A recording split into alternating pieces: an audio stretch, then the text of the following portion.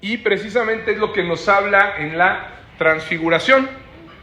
La semana pasada, ¿recuerdan? Pudimos ver cómo el Señor Jesús habló a sus discípulos sobre lo que era el verdadero discipulado, ¿no? Precisamente, ¿después de qué? De anunciar su muerte, ¿no? Y les mostró cuál era el costo que implicaba ser su discípulo. Y el costo, ¿recuerdan? De no ser su discípulo, ¿no? ¿De acuerdan? Lo veíamos en Lucas, ¿no? 9, del 23 al 27, la semana pasada. Diciéndoles, ¿recuerdan qué le decía a todos? Diciéndole a todos, ¿no? Si alguno quiere venir en pos de mí, niéguese a sí mismo, tome su cruz cada día y sígame. Porque todo el que quiera salvar su vida, la perderá. Y todo el que pierda su vida por causa de mí, la salvará. Pues, ¿qué aprovecha al hombre si gana todo el mundo y se destruye o se pierde a sí mismo? Porque el que se avergonzare de mí y de mis palabras, de se avergonzará el Hijo del Hombre cuando venga en su gloria y en la del Padre y de los santos ángeles. Amado, y lo quise repetir porque en verdad era un mensaje impactante, que como lo veíamos la semana pasada, nos habla de veras de lo que debe de ser una verdadera vida cristiana, ¿sí? No nada más de voz, no nada más de apariencia. Una vida verdadera cristiana es seguirlo a Él. Es lo que pudimos ver en los discípulos, ¿no? Cuando les llamó, los siguieron y dejaron todo. Aquí es lo que les estaba explicando el Señor Jesús. Sí tenía un costo el dejar lo suyo para seguirlo a Él. Pero precisamente, ¿sí? El Señor estaba hablándoles que sí, que seguirlo iba a ser un momento en verdad muy difícil. Pero que para todo aquel que no lo siguiera, iba a ser muy vergonzoso, ¿recuerdan?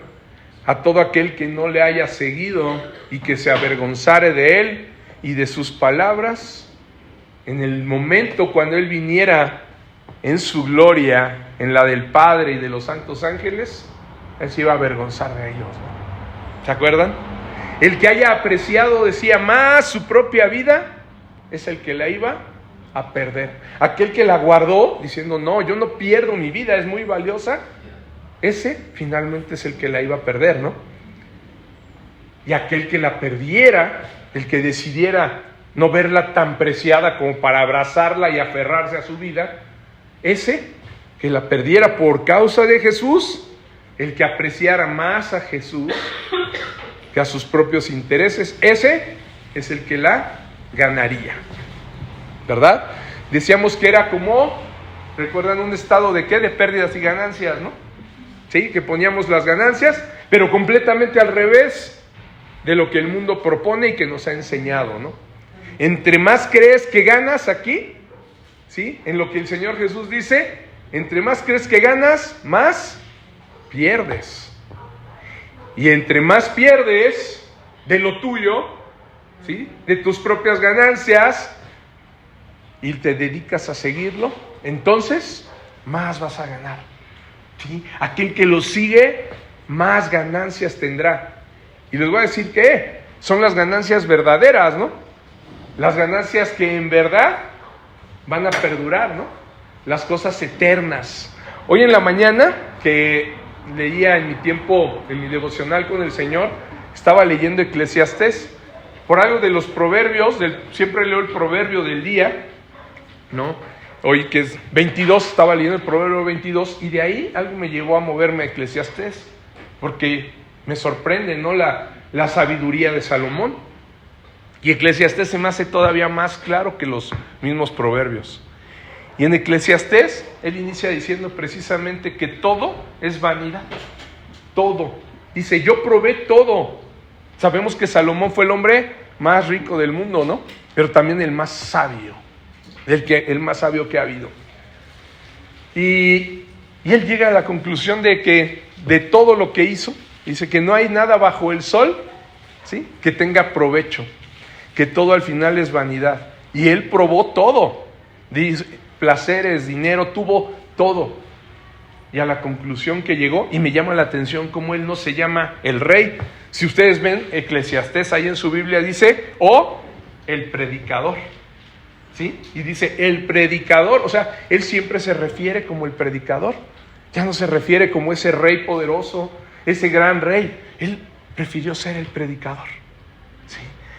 Dio todo, se dio cuenta después de haber vivido tantas cosas, de haber tenido todo, todos los placeres, todo el dinero, todas las situaciones que analizó de la vida, que se dedicó a ver y a estudiar, se daba cuenta que nada al final tenía provecho debajo del sol, decía. Los ríos, dice, los ríos van hacia el mar y nunca lo llenan. Y vuelven a empezar desde donde inician. El viento va y sopla y al final regresa nuevamente y va a soplar. El sol, ¿no? Dice, un día de donde lo vemos que sale, ahí lo vamos a volver, ¿no? Después lo vemos que se mete y lo vamos a volver a ver que sale del mismo lugar. Todas las cosas, ¿no?, que hay en la creación, finalmente, siempre se van a repetir. Ajá. Generación tras generación, decía él. Lo único que no, por eso él, yo creo que llega a ese entendimiento de que todo era vanidad y que hacía falta un elemento eterno. Y él dice que el corazón del hombre había sido hecho eterno. Ahí es donde el Señor le es revelado que las cosas verdaderas y que tienen valor son las cosas eternas, ¿no? Las cosas de Dios. Entonces, y me llamó la atención porque pues, no estaba dentro de mi lectura. O sea, yo iba en el Proverbio 22 de este día y algo me dijo, ve a Eclesiastés. Y cuando empiezo a leer dije, esto es lo que hablamos la semana pasada también, ¿no? Todo es vanidad. Porque el Señor Jesús dice, el que quiera ganar su vida, las cosas del mundo, va a perder todo, porque todo eso se pierde. Todo lo que hagamos aquí se va a quedar. ¿Sí? Incluso llega a hablar que el hombre que trabaja tanto no sabe ni siquiera, ¿no?, como decimos en el dicho popular, nadie sabe para quién trabaja, ¿no? O sea, al final todo esto se le va a quedar a alguien más. El hombre nada se va a llevar. Lo único que tenemos realmente es aquello en lo que invirtamos en el reino eterno, ¿no? Lo que va a perdurar por siempre. Todo lo demás, amados, créanme, y lo dice bien el rey Salomón, por algo el hombre más sabio, todo es vanidad, es vano. Nada tiene provecho debajo del sol. De todas estas cosas que vemos, nada tiene provecho. ¿Sí? Esto que se edificó, que durante 48 años lleva esta asociación, y empezaron a construir y lo pusieron las personas que eran de la mesa directiva, realmente, no todos los colonos, ¿no? Porque no todos, aquí no hay aportaciones, esto ha sido trabajo de pocos. En cualquier momento esto puede ser, acabarse, ¿no? Y quedarse. Y poder decir, híjole, pero y todo lo que trabajamos, ¿no? Las personas que aún viven de la asociación cuando inició, podrían decir, ¿y todo lo que trabajamos qué pasó? Hoy llega el gobierno y dice, ya, se quita, ¿no? Se tira y vamos a hacer un parque público. Y se acaba, ¿no? Entonces, nos damos cuenta que todo al final es vanidad, ¿no? Algún día se acabará. Se acabará. Pero lo que esté en verdad en nuestro corazón que hayamos dedicado al Señor, eso es lo que va a perdurar. Esas son las obras que al final, cuando sean pesadas, esas van a ser las buenas. Cuando sean pasadas por fuego, como lo dice también en las cartas pastorales, Pablo dice, mucho va a ser paja, ¿no? Mucho va a ser paja cuando se queme, al pasar por fuego, la paja se quema, ¿no? Y se va. Ahí no va a haber manera de que cualquier cosa que hayamos ofrecido al Señor, que no sea realmente de corazón, ¿sí?, se quede, ¿no? Lo que es paja se va a quemar y solamente perdurará todo aquello que en verdad le hayamos ofrecido de corazón. Esa es la hora de la verdad, ¿se dan cuenta? La hora de la verdad y la de donde ese estado de resultados del que hablábamos va a mostrar realmente hubo pérdidas o hubo ganancias, ¿no? ¿Se dan cuenta? Y ahí es, así venía diciéndolo el Señor Jesús, les venía hablando y recuerdan, les hablaba de esto y después les dice de manera inmediata en el versículo 27 de Lucas 9, que es donde nos quedamos la semana pasada, les dice el Señor Jesús: pero os digo en verdad que hay algunos de los que están aquí que no gustarán la muerte hasta que vean el reino de Dios. ¿Ok? Después de estarles dando esa enseñanza el Señor Jesús de qué iba a pasar, cómo debíamos ser sus discípulos, cómo se debía morir a uno mismo y tomar la cruz, les da un mensaje hermoso diciéndoles: sí, pero no se preocupen, en verdad os digo, después de esto que les estoy diciendo, que de los que están aquí, algunos no gustarán la muerte hasta que vean el reino de Dios. Y aquí es donde inicia nuestro mensaje de hoy. En ese evento del que está hablando el Señor Jesús, donde algunos de los que estaban escuchando, de esos 12 discípulos, dice, no iban a gustar la muerte. Es decir, que no la iban a experimentar hasta que vieran el reino de Dios. Con sus propios ojos les iba a dar la oportunidad de que vieran el verdadero reino de Dios. Una imagen, ¿sí?, una probada aquí mismo en la tierra de lo que era el reino, ¿sí? ¿Y cómo es esto?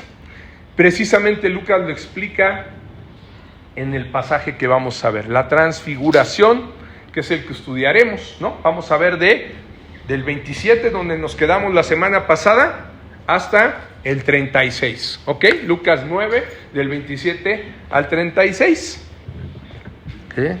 En Reina Valera 1960 se titula precisamente la transfiguración y lo puedes encontrar en Mateo 17, del 1 al 8 y Marcos 9, del 2 al 8, ¿ok? Entonces vamos ya te leí el 27, ¿no? Vamos al 28, por favor. Sí.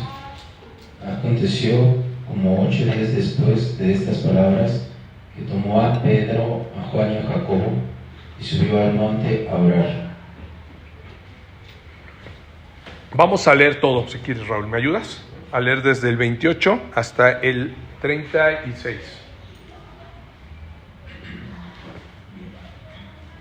Y entre tanto que oraba, la apariencia de su rostro se hizo otra, y su vestido blanco y resplandeciente. Y he aquí 2 varones que hablaban con él, los cuales eran Moisés y Elías, quienes aparecieron rodeados de gloria y hablaban de su partida, que iba Jesús a cumplir en Jerusalén. Y Pedro y los que estaban con él estaban rendidos de sueño, mas permaneciendo despiertos vieron la gloria de Jesús y a los 2 varones que estaban con él. Y sucedió que, apartándose ellos de él, Pedro dijo a Jesús: Maestro, bueno es para nosotros que estemos aquí y hagamos 3 enramadas, una para ti, una para Moisés y una para Elías. No sabiendo lo que decía, mientras él decía esto, vino una nube que los cubrió y tuvieron temor al entrar a la nube.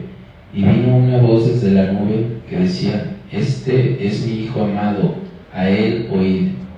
Y cuando cesó la voz, Jesús fue hallado solo y ellos callaron. Y por aquellos días no dijeron nada a nadie de lo que habían visto. Amén. Muchas gracias, amén. Aquí está, ¿no? Está cumpliendo el Señor Jesús lo que exactamente les había dicho en el versículo 27, ¿no? Que algunos de ellos no gustarían la muerte hasta que vean el reino de Dios. ¿En quién se estaba cumpliendo esto, amados? ¿A quién se refería el Señor Jesús? A Pedro, a Juan y a Jacobo su hermano, ¿no? Los hijos de Zebedeo y Pedro eran esos 3 elegidos que el Señor los iba a llevar al monte alto donde Él iba a orar. Iban a presenciar este gran evento, la transfiguración del Señor. Y aquí lo dice, ¿no? El 28. Aconteció, ¿no? Dice, como 8 días después de estas palabras, que tomó a Pedro, ¿no? A Juan y a Jacobo. Ahí están los hijos de Zebedeo y Pedro, y sube al monte a orar. Estos son ellos, ¿no? Los elegidos que el Señor Jesús les decide mostrar. Uno de los momentos más maravillosos en el ministerio de Jesús. Mostrarles el reino de Dios manifestándose aquí en la tierra por medio de la gloria de Dios sobre Jesús, ¿no? Sobre la persona de Jesús. Ahí se estaba manifestando, sobre la segunda persona de la Trinidad, se estaba manifestando el reino de Dios. Cuando menciona Lucas en el 29, dice que, y entre tanto que oraba, la apariencia de su rostro se hizo otra, y su vestido blanco y resplandeciente. Imagínense qué gran momento, qué impresionante debió ser ver esa transfiguración, ese cambio de figura de repente del Señor Jesús, una metamorfosis instantánea, ¿no? En su rostro y sus vestidos, porque lo que dice es que la apariencia de su rostro era otra, ¿no? Se veía diferente, es lo que quiere decir. Eso es una transfiguración, cambiar de figura, una metamorfosis, cambiar de forma. Cambió completamente el Señor Jesús y su vestido, lo que traía puesto también, empezó a resplandecer, ¿no? No solo su rostro, sino también lo que traía, ¿sí? Fíjense, Mateo cómo nos lo dice en el capítulo 17. Capítulo 17, versículo 2. Por favor. Y se transfiguró delante de ellos, y resplandeció su rostro como el sol, y sus vestidos se hicieron blancos como la luz. Así es. Sí, ahí está, ¿no? El rostro de Jesús se hizo, dice que resplandeció como el sol, ¿no? Se hizo pero completamente. ¿Alguien de aquí ahorita puede salir y ver al sol directamente? No, te quedas ciego, ¿no? Es un riesgo. Imagínense de repente ver que Jesús empieza su rostro como el sol, ¿no? Tuvieron que taparse, por supuesto, o sea, para verlo, ¿no? Seguro estaban así, pues no lo alcanzaban a ver, ¿no? Tanta luz. Sabemos que la luz precisamente es un elemento bien importante. La luz, ¿no? Es una señal que en la Biblia a menudo se usa cuando hablamos de ¿qué? De la presencia santa de Dios, ¿sí? Con la humanidad. Cuando la luz se manifiesta es porque se está manifestando en la humanidad, ¿sí? Se usa muchísimo en la palabra luz, ¿no? Luz. Fíjate, vamos a Mateo 4, del 13 al 16, por favor, donde Mateo hace referencia también de qué era esa luz, ¿sí? Del 13, Mateo 4, por favor, del 13 al 16. Nos vamos a apoyar en este Evangelio sinóptico de Mateo, que nos da precisamente un detalle más específico. Si se fijan, Mateo sí dice que el rostro de Jesús era como el sol, ¿no? Resplandecía. Da más detalle de la luz en estos versículos. Mateo 4, ¿ya lo tienes, Andy? 13. Por favor, Irving.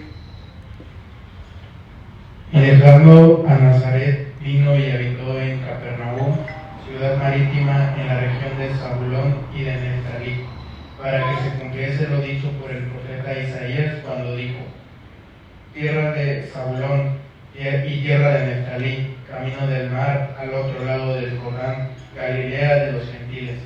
El pueblo asentado en tinieblas vio gran luz, y a los asentados en región de sombra de muerte, luz les resplandeció. Ahí está, gracias. El Señor Jesús dice que se asentó en Capernaum, ¿no? De Galilea, una ciudad de gran importancia económica, ¿sí? Pero esto había sido profetizado ya por Isaías, lo que está leyendo precisamente en Mateo y que deja ahí escrito, es lo que el profeta Isaías había ya profetizado, que ahí es donde iba a estar, de ahí iba a salir el Mesías, ¿sí? Y lo hizo para que se cumpliera la palabra. Jesús se asenta en Capernaum de Galilea, una ciudad que era económicamente y comercialmente de primera, porque estaba ubicada a la orilla del mar de Galilea. Y sabemos, lo hemos explicado, ¿no?, que el mar de Galilea precisamente conecta, y en la actualidad, a 3 países, ¿no? Por esa ubicación, pues muchos iban a vivir ahí. Eran más o menos, estamos hablando de 10,000 personas en esa época, que para esa época 10,000 era muchísimo, ¿no? Eran bastantes. Entonces era una ciudad muy importante, donde el Señor establece su centro de operaciones. De Capernaum era de donde el Señor Jesús salía, iba de un lado a otro, ¿no? A las distintas regiones que hemos estado viendo, Él salía de ahí, de Capernaum, ¿no? ¿Y qué dice de Capernaum? Fíjense, una ciudad grande que fue asentada en tinieblas, ¿no? En tinieblas, fíjense. Y tú me dirías, ¿pero cómo en tinieblas? Pues entonces, ¿por qué había 10,000 personas queriendo vivir ahí? ¿No? Es como en la Ciudad de México, cada vez está más llena y ves que siguen haciendo y haciendo. Y yo digo, de veras, ¿cómo la gente quiere seguir yendo a vivir a la Ciudad de México, ¿no? Con tantos problemas, el tráfico, en Polanco, el nuevo Polanco que hicieron, ya no puedes ni transitar. Para darle la vuelta una cuadra en hora pico, te puedes aventar hasta media hora. Una cuadra, ¿eh? Si te pasas de la calle, que a mí me ha pasado con el Waze, era en la otra, me voy a la siguiente cuadra, ya llegué 30 minutos tarde al lugar donde quería. En verdad, es una locura. Pues así era ahí, una ciudad en tinieblas, pero que todo mundo, las personas de la época, querían estar ahí, porque era económicamente importante, dice, ¿no? Muy importante. Y esto nos vuelve a recordar lo que vimos la semana pasada, ¿no? El Señor Jesús nos hablaba precisamente de pérdidas y ganancias. Esa importancia, amado, que tenía Capernaum, esa importancia en cuestión económica, precisamente eran esas tinieblas y esa Galilea de los gentiles. Ese pueblo asentado en tinieblas vio gran luz. ¿Se dan cuenta? Los asentados en región de sombra de muerte, dice, luz les resplandeció. ¿Ok? ¿Se dan cuenta? Esa transfiguración del Señor Jesús, esa luz que Él estaba mostrando, era precisamente que Él estaba mostrando lo que era la luz que resplandecía en las tinieblas. Y precisamente en el lugar donde Él eligió empezar, ahí es donde se estaba cumpliendo también, ¿no? ¿Sí? La luz salió de ahí de Capernaum para alumbrar a los asentados en región de sombra de muerte y les resplandeciera la luz. ¿Sí? Esa transfiguración que vemos ahí, maravillosa, que presenciaron esos 3 discípulos, nos está mostrando precisamente esto, que Jesús es la luz del mundo, ¿sí? Y que Jesús es Dios mismo. Jesús es Dios mismo, ¿sí? Esa es nuestra primera enseñanza. Jesús es la luz y Jesús es Dios.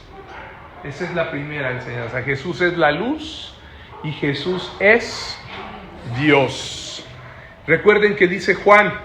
¿Qué es lo que dice Juan también sobre quién es la luz? Acompáñenme, por favor. Primera de Juan 1:5. Por favor, Sandy. Primera carta de Juan 1:5. Juan hace mención de quién es la luz. Este es el mensaje que hemos oído de Él y os anunciamos. Dios es la luz y no hay ninguna tinieblas en Él. Ahí está, ¿no? Este es el mensaje que hemos oído de Él, lo que hablan los evangelios, lo que Él mismo vino a decir y que anunciamos, ¿no? Dios es luz y no hay ningunas tinieblas en Él. En Él no prevalecen las tinieblas. ¿Alguna vez han estado en un lugar muy oscuro? A lo mejor en una cueva, donde no entra nada de luz. No se ve absolutamente nada, ¿no? Nada. O sea, no sabes ni cómo caminar. Pero con que haya un puntito de luz, que entrar así, ¿no? Tantito, es suficiente para alumbrar. Con eso ya puedes saber hacia dónde está la salida. Tantitita luz es suficiente para acabar con las tinieblas. ¿Sí? Eso es lo que es el Señor. Y por eso no hay ninguna tiniebla en Él. Él es luz. ¿Y qué nos dice el mismo apóstol Juan en el Evangelio de Juan, en el capítulo 1? 4 al 5 y el 9, por favor. En él estaba la vida, y la vida era la luz de los hombres. La luz de las tinieblas resplandece, y las tinieblas no prevalecieron contra ella. Amén. Gracias. ¿Y el 9? ¿Qué dice el 9? Aquella luz verdadera que alumbra a todo hombre venía a este mundo. Ahí está. ¿Se dan cuenta? En él estaba la vida, y la vida era la luz de los hombres. La luz en las tinieblas resplandece, y las tinieblas no prevalecieron contra ella. No hay forma de que las tinieblas del mundo, ¿sí?, puedan prevalecer contra el Señor Jesús, contra el que era la luz verdadera que alumbra a todo hombre. Es decir, ¿habrá un hombre que se puede esconder de la luz? Yo te preguntaría. Por eso dice, alumbra a todo hombre. Su luz admirable va finalmente a alumbrar a todos. Aunque no quieran creer, aunque lo quieran negar, aunque se quieran ir a esconder los hombres a los búnkers que hayan hecho, ¿no? Esos búnkers que se han construido para las guerras mundiales, ¿no? Aún ahí, la luz del Señor va a alumbrar. Va a alumbrar porque la luz vino a este mundo precisamente a eso. A alumbrar a todo hombre, ¿sí? A darles la muestra, ¿sí?, de quién era Él y a qué venía.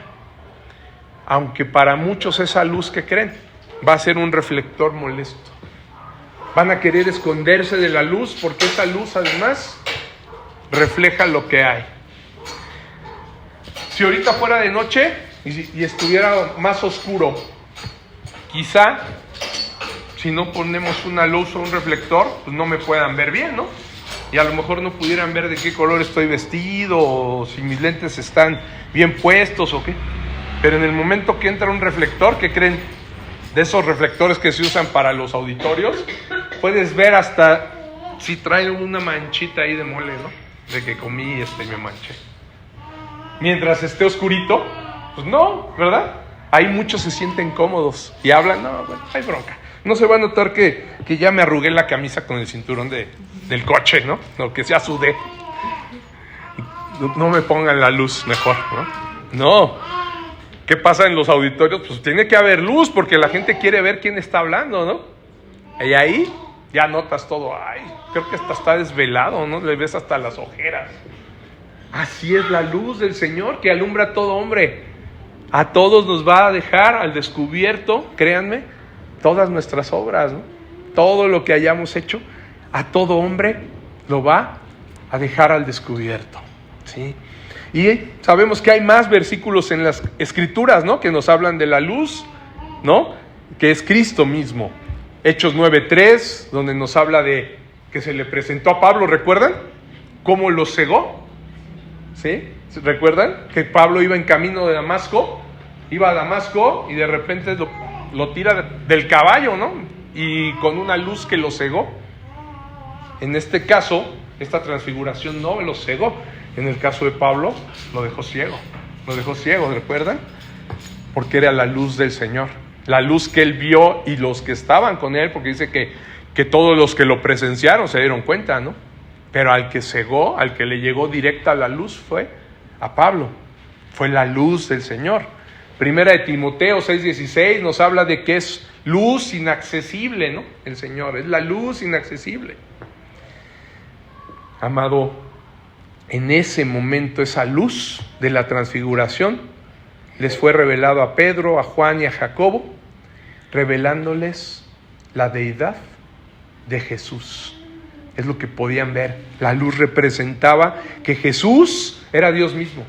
Lo que estaban ellos presenciando precisamente era la naturaleza divina por medio de esa luz que Él estaba reflejando. ¿Sí? Pudieron ver al verdadero Jesús en todo su esplendor. No solo como lo habían visto, ¿no? Antes de eso, en su naturaleza humana. No, sino lo podían ver como Dios mismo, lleno de gloria. Lleno de gloria. El Jesús que se estaba presentando era la luz. No estaba reflejando en la luz. Como recuerdan qué pasó con Moisés. En algún momento cuando estuvo en la presencia del Señor, ¿sí?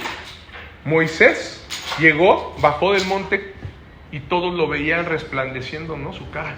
Que hasta se tuvo que tapar el rostro, decía, porque venía brillando y todos lo veían y tuvo que taparse para no, porque estaba reflejando y era solo el reflejo de la luz de Dios por haber estado en su presencia. Ahora imagínense el que era en verdad la luz.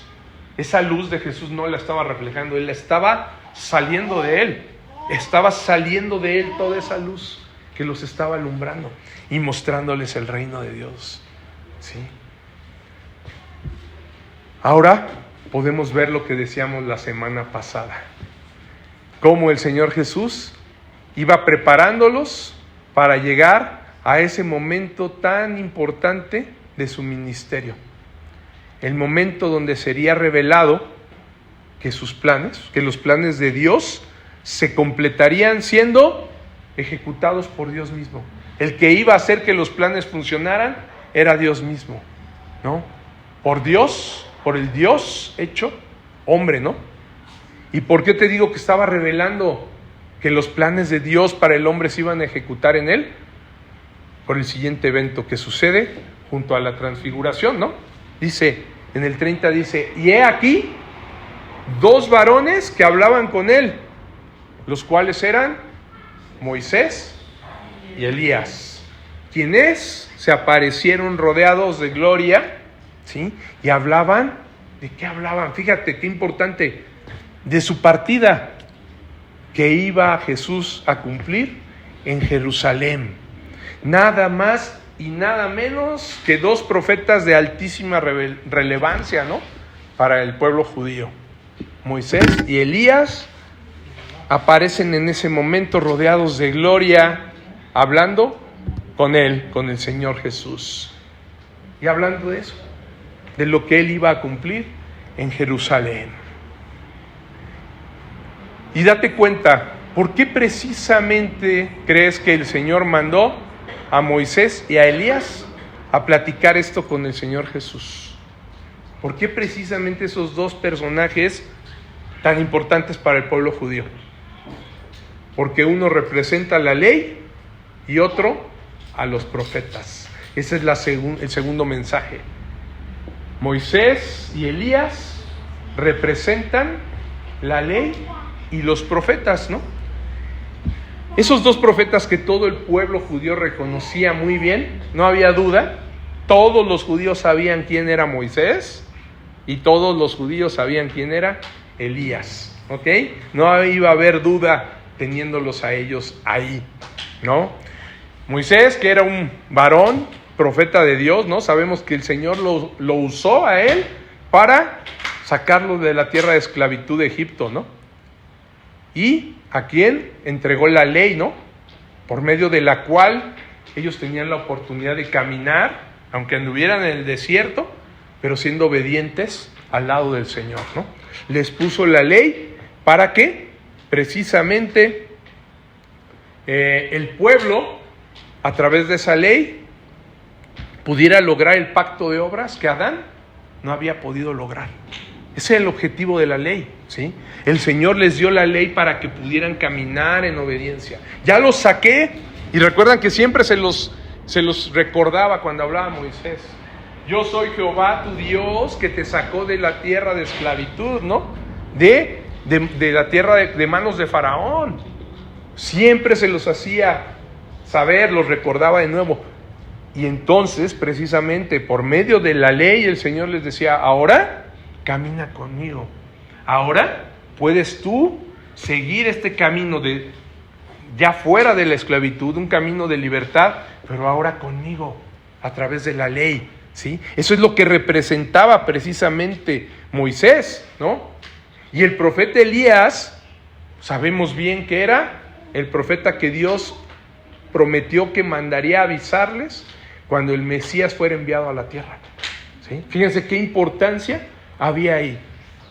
Moisés, que era la ley, el pacto de obras anterior, eso es lo que él representaba, ese gran profeta, y el profeta Elías, que era el que anunciaba que ya estaba Cristo en la tierra, ¿sí? Era el que había sido elegido por Dios y que les dijo, cuando vuelva el profeta Elías, es cuando sabrán que ya viene el Mesías. Ahí estaban esos dos, uno representando la ley y los profetas, y sabemos que la ley y los profetas pues les era muy familiar a los judíos, ¿no? Se los he platicado algunas veces, ¿no? ¿Qué es lo que sucede cada sábado en una sinagoga? Se abre un libro de la ley y se abre un libro de los profetas. Cada sábado los judíos hacen eso. Eligen un libro de la ley y uno de los profetas. Y lo leen, ¿sí? Y lo leen. Entonces eso es muy familiar para ellos.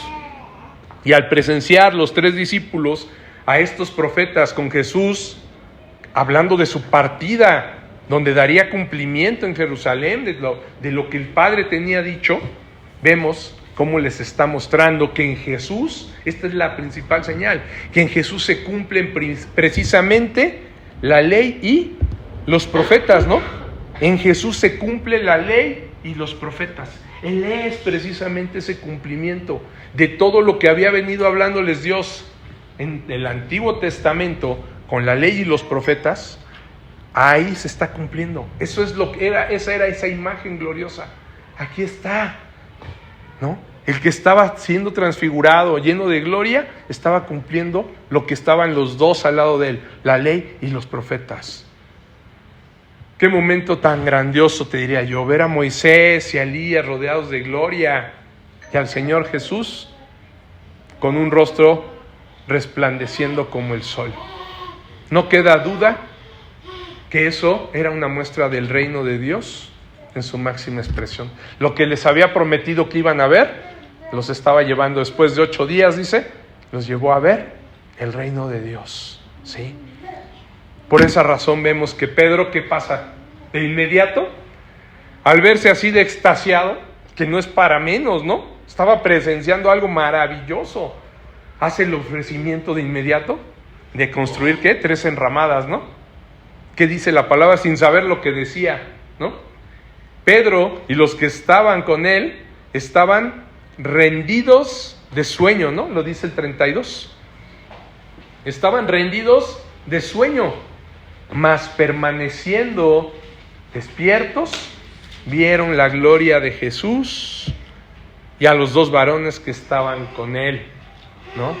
33, el que sigue dice, y sucedió que apartándose de ellos de él, Pedro dijo a Jesús, Maestro, bueno es para nosotros que estemos aquí, y hagamos 3 enramadas, una para ti, una para Moisés y una para Elías. ¿Qué dice? No sabiendo lo que decía, ¿no? Hijo. Nuevamente vemos a pobre Pedro, ¿no? Regándola. ¿No? Vemos la naturaleza del hombre queriendo ayudar a Dios en sus planes, ¿no? Y es nuestra naturaleza, amados. Hoy lo hablaba en la mañana con mi esposa, ¿no? Casi siempre tenemos esa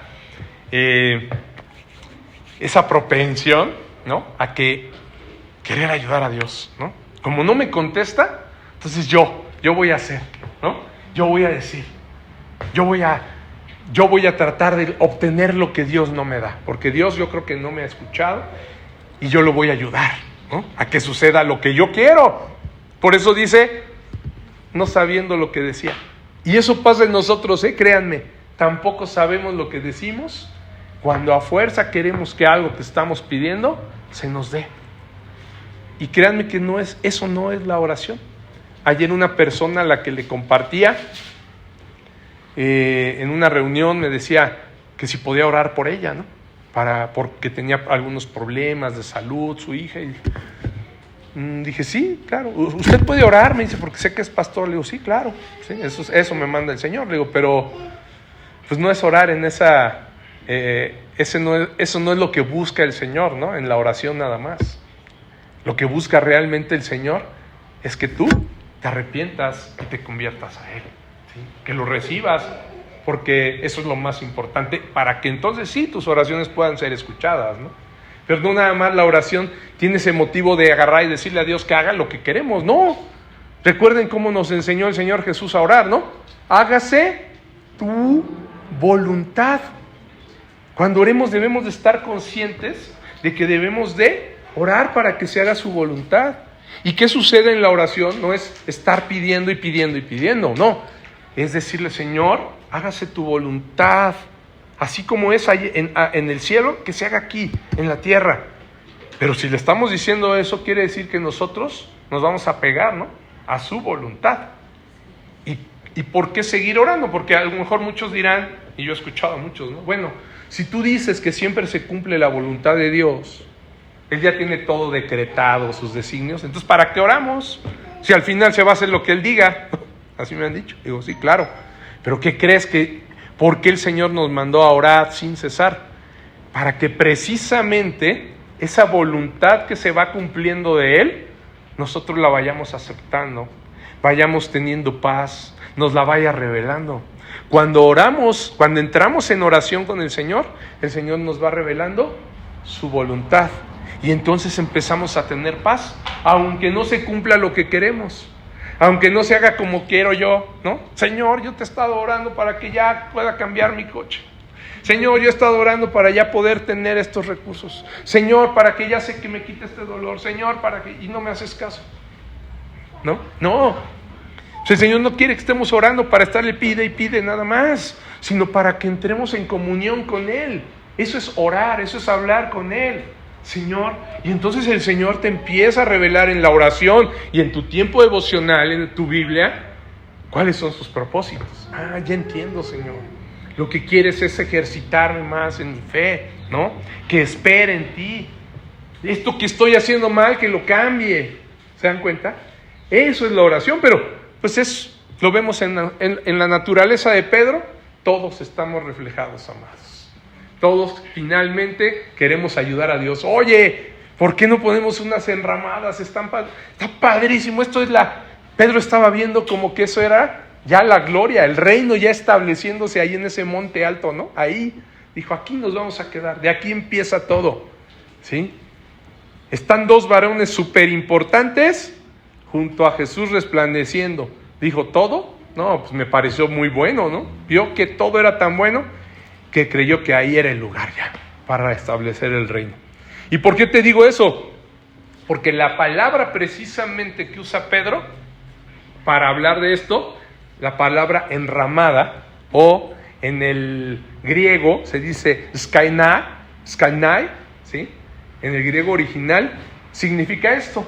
No sé si lo pegué o no. Sí, ahí está. Skainai, que se escribe así como skne, significa tabernáculo, pabellones, cabañas, la carpa, habitación o morada. Esto, aquí donde estamos, esto podría ser un skainai, ¿no? Porque tiene todos esos significados, ¿no? Como una cabaña, como una carpa, ¿no? Una habitación, una morada. El número de veces que aparece en Reina Valera es 14 veces como pabellones, 3 como cabañas, como tabernáculo 14, como pabellones 3, como cabañas 1, habitación 1 y morada 1. Fíjense, ¿no? Y aquí específicamente también está apareciendo como morada, como habitación, ¿no? ¿Qué es lo que estaba pretendiendo Pedro? Pues que ahí se quedaran a vivir, ¿no? O sea, aquí les hago una morada, aquí hacemos una enramada, ¿sí? Para que aquí se queden ya. Aquí vamos a iniciar el reino. Ahora sí viene lo bueno, ¿no? Ya vimos cómo es el reino de poderoso, que hasta trajiste a Elías y a Moisés, ¿no? Creo que ya va a empezar todo. La buena intención de Pedro, amado, de construir esas 3 enramadas o moradas, pues ¿qué creen? Muestra que, como dice la Escritura, no sabía lo que decía. No tenía ni idea de lo que estaba pasando, ¿no? El por qué el Señor estaba precisamente haciendo esto. Sabemos bien qué les iba a decir el Señor Jesús más adelante, ¿no? Cuando estaba despidiéndose de ellos, ¿no? ¿Qué les dice? En la casa de mi Padre muchas moradas hay, muchas enramadas hay. Voy pues a preparar una para ustedes, ¿no? ¿Sí? El Señor les hablaba ¿de qué? De la morada celestial, ¿no? Eterna en el reino de los cielos. Pero Pedro pues, no sabía eso, ¿no? Todavía ni se imaginaba cuáles eran los planes del Señor Jesús. Esto todavía se los iba a decir después y hasta que el Señor anunciara su muerte, ¿no? Pero aquí está teniendo el error similar, ¿recuerdan? Al que tuvo cuando Jesús también les anunció su muerte, que le dice, Señor, que no te suceda esto. ¿Se acuerdan? Señor, no, que no te pase esto, que no mueras. ¿Y qué le dijo el Señor? ¿Cómo lo reprendió? Apártate de mí, Satanás, ¿no? Me eres de tropiezo. Otra vez ahí, este error es igualito a ese que va a cometer Pedro, ¿no? Al querer hacer habitaciones o moradas porque él pensaba que era muy bueno que estuvieran ahí, pues se estaba equivocando, ¿no? Aquí pon tu centro de operaciones, Señor. Aquí va a ser aquí se empieza el reino que va a derrocar ¿a quién? A los romanos, ¿no? Aquí ya viene el reino. Eso era lo que ellos estaban pensando, ¿se acuerdan? Yo lo veo como cuando éramos niños, ¿no? O como cuando los niños juegan y que quieren jugar a los superhéroes, ¿no? ¿Y qué dicen lo primero? Yo soy Superman, ¿no? Soy Batman, soy Aquaman, ¿no? O dicen, o agarran a los tres porque así con eso ya tienes todos los superpoderes, ¿no? El que anda en el cielo, en la tierra y el otro el Aquaman del agua, ¿no? Así yo veo como que Pedro estaba viendo, dijo, pues ya tengo a Moisés, tenemos aquí a Elías, ¿no? ¡Wow! O sea, ¿quiénes están aquí? ¿Y Jesús? No, pues ya, con esto vamos a establecer el reino y acabar con todos los enemigos, ¿no? Vamos a acabar con los romanos. Cuando jugaba fútbol me acuerdo que era lo mismo, ¿no? De inmediato salíamos los amiguitos con el balón y escogías, ¿no? A los equipos. El Barcelona, el Real Madrid y el América, ¿no? ¿Por qué? Porque decías, no, pues tengo a los mejores. Así yo lo veo, ¿no? Veo aquí que Pedro, con esos tres personajes, creía que se iba a firmar aquí en la tierra, ¿no? Pero el reino, pues no era un reino así, ¿no? No estaba establecido en la tierra, y mucho menos, te voy a decir cuál fue el error, que estaba poniendo a Jesús al mismo nivel de Moisés y Elías, ¿no? Lo cual es un grave error. Moisés, Elías y Jesús no eran lo mismo, ¿sí? Lo bueno es que esta vez no fue reprendido como esa vez, ¿no? Aléjate de mí, Satanás, ¿no? Esta vez fue algo más glorioso, ¿sí? El que le hizo ver su error a Pedro, al ver que no sabía lo que decía, de una manera gloriosa y poderosa, fue el mismo Padre, haciéndolos entrar en una nube. Ahí en ese momento le habló diciendo, dice que vino una nube que los cubrió y tuvieron temor al entrar en la nube, ¿no? Lo dice el 34. Y el 35 dice, y vino una voz desde la nube que decía, este es mi Hijo amado, a él oíd. Imagínense cómo lo estaba poniendo en el contexto completo y verdadero, el mismo Padre en ese momento, ¿no? Esa manifestación gloriosa estaba corrigiendo la idea de Pedro, ¿no? No lo regañó ni nada, simplemente dijo, con esa voz del Padre que se escuchó, es mi Hijo amado, a él oíd. Y cuando cesó la voz, dice, Jesús fue hallado solo. Y ellos callaron y por aquellos días no dijeron nada a nadie de lo que habían visto, ¿sí? Jesús solo. ¿Qué fue lo que estaba diciendo el Padre? No vean a Moisés, no vean a Elías. Este es mi Hijo amado, a él oíd. Por eso se quedó él solo.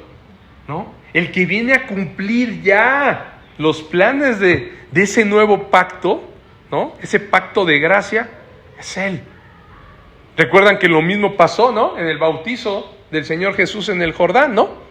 Cuando estaba siendo bautizado, se postró la paloma y se oyó la voz de Dios, ¿no? Este es mi Hijo amado, ¿no? En quien tengo complacencia.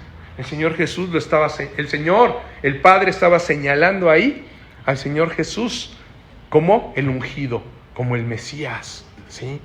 Pero ahora estaban oyendo que Él era quien daba cumplimiento a la ley y a los profetas, ahora en el nuevo pacto, en un pacto nuevo de redención, dándose Él mismo para darnos a nosotros el perdón y la vida eterna.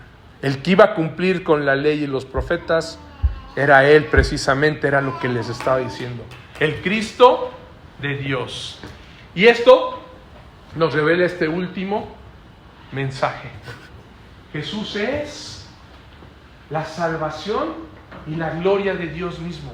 Eso es lo que podemos ver, amados, ahí en la transfiguración. Que Jesús era más que los profetas. No era solo un profeta.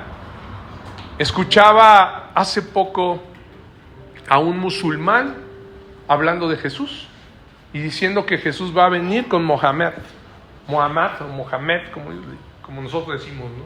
Ellos dicen Muhammad, con otro de los profetas que es, creo, el hijo de Mahoma. Y ellos sí creen que Jesús va a volver. Dicen, Jesús va a volver.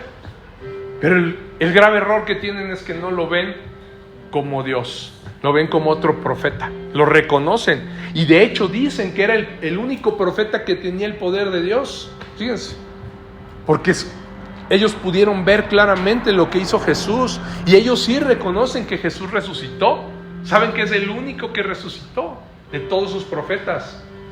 Desafortunadamente no lo quieren reconocer como Dios, ¿no? Solo como un profeta de Dios, no lo quieren reconocer como el Hijo de Dios. A nosotros, amado, lo que nos ha sido revelado es eso.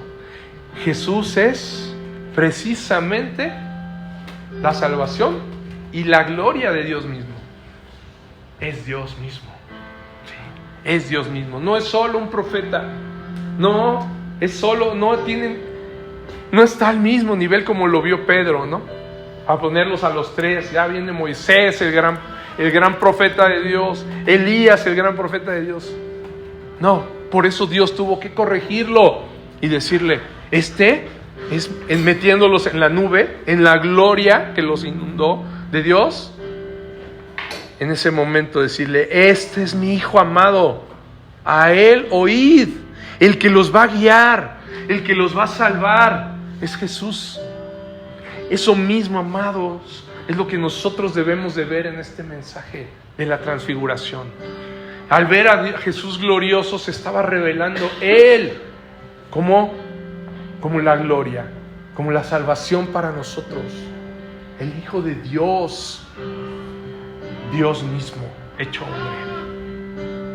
La luz que resplandeció en las tinieblas del hombre es Él. Ahí en ese monte se estaba revelando en gloria para esos 3 discípulos. El único Dios que salva y que se glorificó, salvándonos Él mismo, siendo Dios, haciéndose hombre y yendo a la cruz.